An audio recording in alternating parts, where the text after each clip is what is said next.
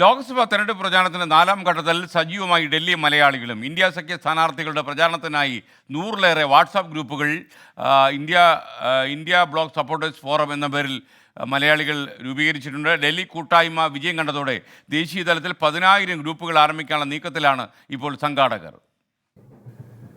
Delhi മലയാളികൾക്കിടയിൽ India സഖ്യത്തിന്റെ പ്രചാരണത്തിനു വേണ്ടി രൂപീകരിച്ചതാണ് ഇന്ത്യ ബ്ലോക്ക് സപ്പോർട്ടേഴ്സ് ഫോറം.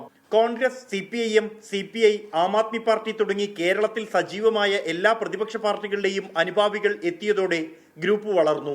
നിലവിൽ 100ഓളം ഗ്രൂപ്പുകളായി ഡൽഹിയിൽ മാത്രം.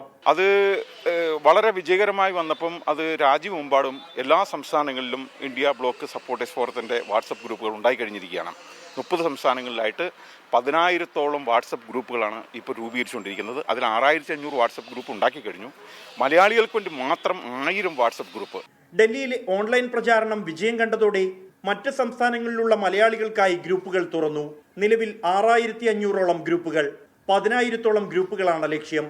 പ്രചാരണത്തിനപ്പുറം മറ്റ് ദീർഘലക്ഷ്യങ്ങൾ കൂടി ഇന്ത്യ ബ്ലോക്ക് സപ്പോർട്ടേഴ്സ് ഫോറത്തിനുണ്ട്. ജനങ്ങളുടെ വോട്ട് വാങ്ങിച്ച് ജയിച്ചതിന് ശേഷം അവരെ മുഴുവൻ പറ്റിച്ചും അവർ പ്രവർത്തിച്ച പാർട്ടിയെ പറ്റിച്ചിട്ടും അവർ പെട്ടെന്ന് തന്നെ വേറൊരു സഖ്യത്തിലോട്ട് പോവുകയും അവിടെ മന്ത്രിയാവുകയോ ഏതെങ്കിലും തരത്തിലുള്ള കാരണങ്ങൾ കൊണ്ട് എന്തെങ്കിലും ന്യായമൊക്കെ പറഞ്ഞുകൊണ്ട് അവരങ്ങ് മുങ്ങിപ്പോവുകയോ ചെയ്തു കഴിഞ്ഞാൽ ഇവർക്കെതിരെ അതിശക്തമായിട്ടുള്ള നിയമ പോരാട്ടങ്ങളും അതുപോലെ തന്നെ ജനകീയ പ്രക്ഷോഭങ്ങളും അവരുടെ വീടിന്മേൽ അവർ വീട്ടിൽ കെട്ടാൻ പറ്റാത്ത രീതിയിലുള്ള പ്രക്ഷോഭ പരിപാടികളാണ് ഇപ്പം രാജ്യമെമ്പാടും നമ്മൾ തയ്യാറെടുത്തുകൊണ്ടിരിക്കുന്നത്. ആശയപ്രചാരണത്തിനും ഏകോപനത്തിനുമായി ഓൺലൈൻ വാർ റൂം അടക്കം തുറന്നാണ് ഗ്രൂപ്പുകളുടെ പ്രവർത്തനം. 24 ഡൽഹി.